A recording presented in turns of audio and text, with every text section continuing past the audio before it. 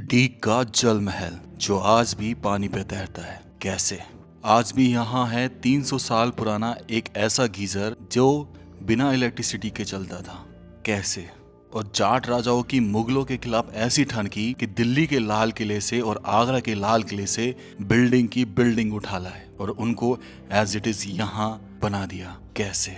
और आज भी यहाँ बिना बिजली के रंगीन फव्वारे चला करते हैं जिनकी संख्या 2200 के आसपास है। आखिर कैसे?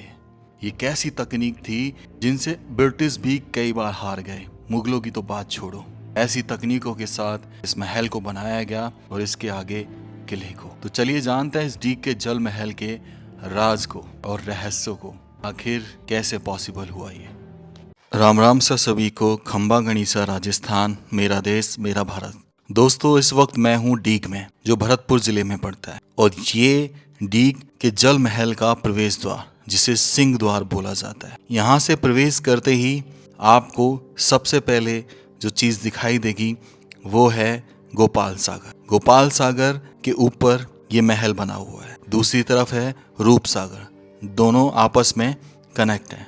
ये सावन भवन है। इसमें सावन के समय में बैठा करते थे और राजा लुत्फ उठाया करते थे बारिश का, जो एक बहुत ही अद्भुत कला के साथ बना हुआ। इसे बनवाया गया था 1721 में चूड़ामल जाट के भतीजे राजा बदन सिंह के द्वारा।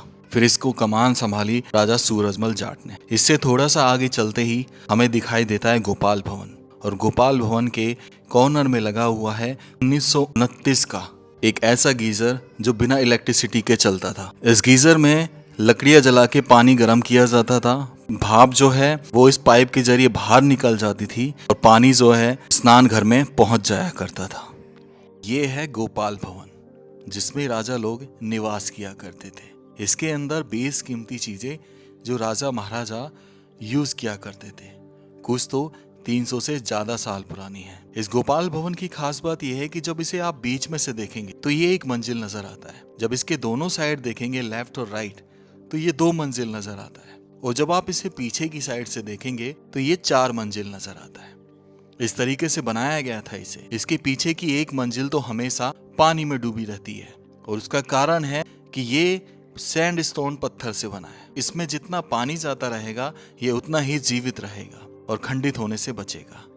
इसलिए ये महल आज भी पानी के ऊपर तैरता है। इस महल के लेफ्ट हैंड साइड पर बना है हनुमान जी का मंदिर। वो मूर्ति एक ऐसे पत्थर पे बनी है जो बेशकीमती है और बहुत ही दुर्लभ है। तो चलिए अंदर चल के राजा महाराजा की बेशकीमती चीजें देखते हैं। प्रवेश करती आपको नजर आएगी घुसल चक्की। ये घुसल चक्की एक्चुअल में स्नान के लिए यूज में होती थी, जो पूरे एक ही पत्थर से बनी है। अंदर जाते ही हमें बहुत सारी चीजें नजर आती हैं, जिनमें से ऊपर लगे ये पंखे बहुत कुछ बयां कर रहे थे। राजा की ये विश्राम करने की कुर्सी और नीचे जाती है सुरंग जो बंद थी। उसके बाद हम पहुंचे भोजनालय में जहां भोजन किया करते थे और ये पीछे का महल जिसे डाइनिंग रूम बोला जाता है, जहां एक फव्वारा भी लगा हुआ था दोनों साइड और बहुत ही आलीशान, मानो पूरी फीलिंग थी यहाँ पर। उसके बाद ये जो दरवाजा देख रहे हैं ये आपको ऐसे लगेगा जैसे कोई खिड़की है, लेकिन एक्चुअल में ये दरवाजा है। इसे बनाया ऐसे गया है। हिलाने पर साफ पता चल रहा था कि ये दरवाजा है। क्या था इसके पीछे ये नहीं जानते। और ये आराम गया। इस गोपाल भवन के सामने आपको दिखाई देगा एक झूला। कहते हैं कि ये मुमताज का झूला हुआ करता था।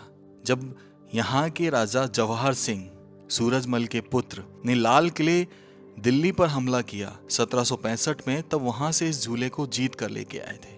इन पत्थरों पर नंबरिंग की गई थी और उन्हीं नंबर में आके इसे यहाँ पर लगा दिया गया था।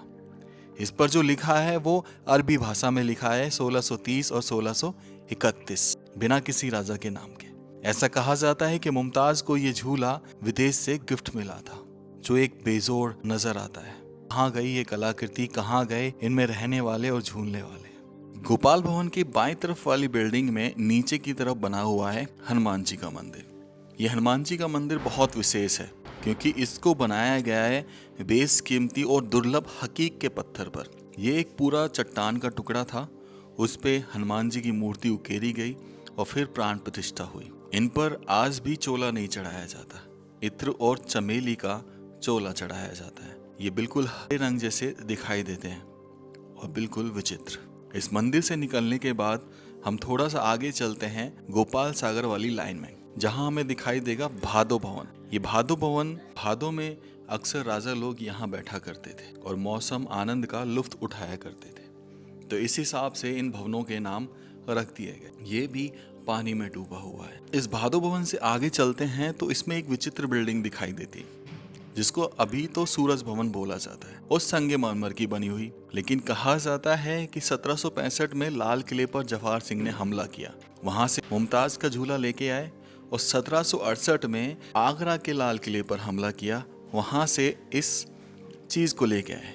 कहते हैं कि ये छोटे बच्चों का मस्जिद हुआ करता था, जहाँ पे वो नमाज पढ़ा करते, और इसको जब वहां से लाया गया तो नमरी करके लाया गया, और आज भी इसको पीस बाय पीस में ऐसे लगा दिया गया। इसमें चूने मसाले का उपयोग नहीं है। इस पे जो किया गया है वो इंटरलॉकिंग है, जो कीलों से एक से दूसरे पत्थर को डाटा गया है, और बहुत ही खूबसूरत, बेजोड़, ऐसी अद्भुत कला शायद ही आपको देखने को मिले। इसके अंदर हम घूम घूम कर हर जगह का आनंद ले रहे थे। इसको देख के आते हैं एक बार। तो राजस्थान के मकराना के संगमरमर से बने इस मदरसा, मस्जिद, जो भी कहें, देखने निकल पड़ा। बेहद खूबसूरत। और ये जो आप देख रहे हैं इसे कैलीग्राफी खेल बोलते हैं, जिसमें आज भी ऐसे लगे हुए हैं मानो कल ही लगाए गए। और इस छोटे से मदरसे में जब वो छोटे छोटे बच्चे चढ़ा करते होंगे तो उनकी हाइट के हिसाब से इसकी हाइट रखी गई, और ऊपर भव्य जो गोलाकार मेहराब थी वो अति सुंदर। इसकी फर्श पे जो रंग उकेरे गए मकराना पे, वो आज भी ऐसे ही बने हुए हैं। और ये बीच का हॉल जहाँ शायद उन सब की क्लास लगा करती होगी, और इसके चारों तरफ जो स्ट्रक्चर था वो बिल्कुल सेम रहा होगा। जरा देखिए इसे, निहारिए इसे, है ना खूबसूरत। और ये लगभग 500 साल पुराना मालूम होता है, जो आज भी ऐसे के ऐसा ही डटा हुआ है। कैसे लगाया होगा उन्होंने एक एक करके, यानी कि बहुत सारा समय लगा होगा, शायद साल लग गए हों इसको वापस असेंबल करने में। लगता भी है कि इसे असेंबल किया गया है। इस सूरज भवन के जस्ट पीछे आपको दिखाई देगा हरदेव भवन, जहां अभी भी काम चल रहा था। हरदेव भवन की खास बात ये थी कि जो महाराज सूरजमल थे, उन्होंने इसको अपनी दासियों के लिए दे दिया, कि उनकी जो दासियां हैं इस भवन में रहती हैं, और जो भी फंक्शन हुआ करता था वो इसी भवन में हुआ करता था, जो आज बेहद खूबसूरती के साथ तराशा जा रहा है। यहीं से थोड़ा सा आगे चलेंगे तो हमें दिखाई देती है एक और विचित्र चीज़, जहाँ से ये 2200 फव्वारे चला करते हैं आज भी बिना इलेक्ट्रिसिटी के। कैसे पॉसिबल है ये, चलिए यही जानेंगे।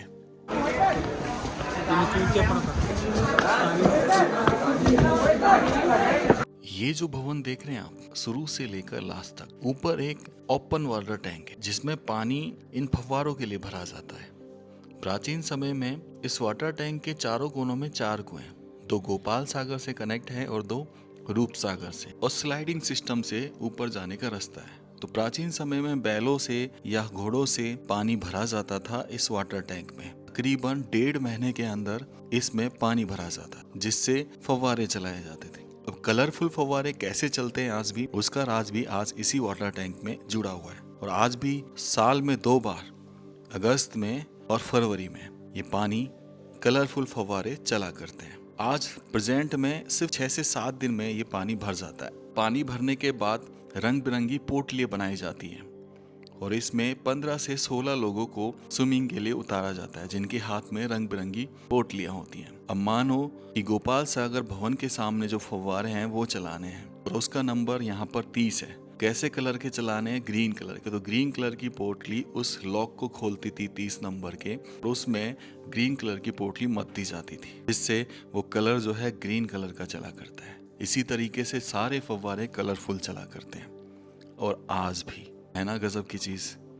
ये 300 साल पुरानी चीज़ें हैं और जो आज भी ऐसे ही काम कर रही हैं।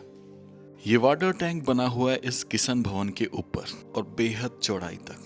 ये किशन भवन उस समय का मीटिंग कक्ष हुआ करता था, रणनीतिक कक्ष हुआ करता था। जितने भी राजा हुए लास्ट राजा 1954 यहाँ पर मीटिंग हुआ करती थी। आज इस किशन भवन के अंदर म्यूजियम बना हुआ है, उनकी प्राचीन चीजें रखी हुई हैं और जितने भी राजा हैं उनकी तस्वीरें लगी हैं, लेकिन हमें अंदर वीडियोग्राफी अलाउ नहीं थी। ये भवन भी गोपाल भवन की तरह बेहद खूबसूरत बना हुआ है। दोस्तों यहाँ से चलते हम पहुँचते हैं केशव भवन, जो मॉडिफाइड था बारिश का आनंद लेने के लिए।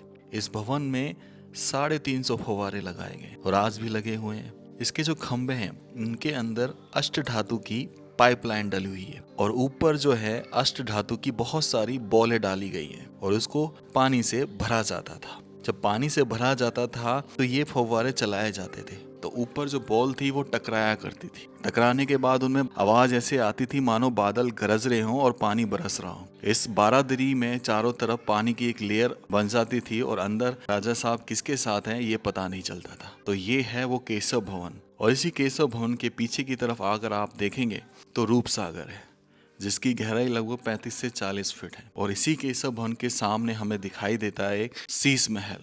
ऐसा कहा जाता है कि जब रानी शादी होके आती थी तो सबसे पहले उसको इसी शीश महल में रोका जाता था कुछ देर के लिए, 2 से 3 घंटे, और फिर महल में लाया जाता था। ये हिंदुओं की प्राचीन परंपरा रही है कि जब भी कोई नई शादी होती है, जो बेटी आती है उसको पड़ोस के घर में रुकाया जाता है 2 से 3 घंटे, फिर उसको अपने घर में प्रवेश दिया जाता है। और वही चीज 300 साल पहले से चली आ रही थी राजा महाराजों के साथ भी। जर्जर अवस्था में इंटरलॉकिंग से डटा हुआ है। ये बहुत ही जर्जर हालात में था। इसके जो छज्जे थे वो झुक चुके थे सूर सागर की तरफ, और ऊपर जो मेहराबें थी उनको सपोर्ट करने के लिए बीच में 2 बड़ी दीवारें लगाई गई, जिससे साफ पता चल रहा था अगर ये दीवारें ना होती तो शायद ये अब तक गिर चुका होता। इसके जर्जर होने के पीछे क्या कारण रहा ये तो मैं बता नहीं सकता, लेकिन एक कारण अवश्य मैं बता सकता हूँ कि समय। तो सामने है गोपाल भवन से शुरुआत करी, उस हम सूरज भवन में गए जो लेके आए, फिर किशन भवन में गए, और ये यहाँ पर है केशव भवन जो बरसात का है। और अब हम जाएंगे इधर इस अखाड़े में। उसको घूम फिर के हम आ गए इस अखाड़े में। यहाँ अखाड़ा चलता था राजा साहब का, और सबसे ज़्यादा अखाड़े में जो जात होती थी, जो जाट होते थे, गुर्जर होते थे, यादव होते थे, तो वो लोग जो हैं इसमें अखाड़े में पहलवानी किया करते थे। तो इसको देखने का वक्त आ गया है। लास्ट भवन की तरफ बढ़ते हैं जो कि बहुत ही विशेष है।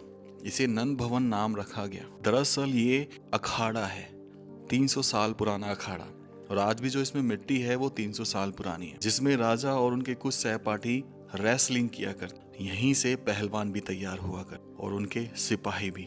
बहुत ही अद्भुत बना हुआ है। आज जर्जर अवस्था में, इसलिए सपोर्ट के लिए दीवार भी लगाई गई।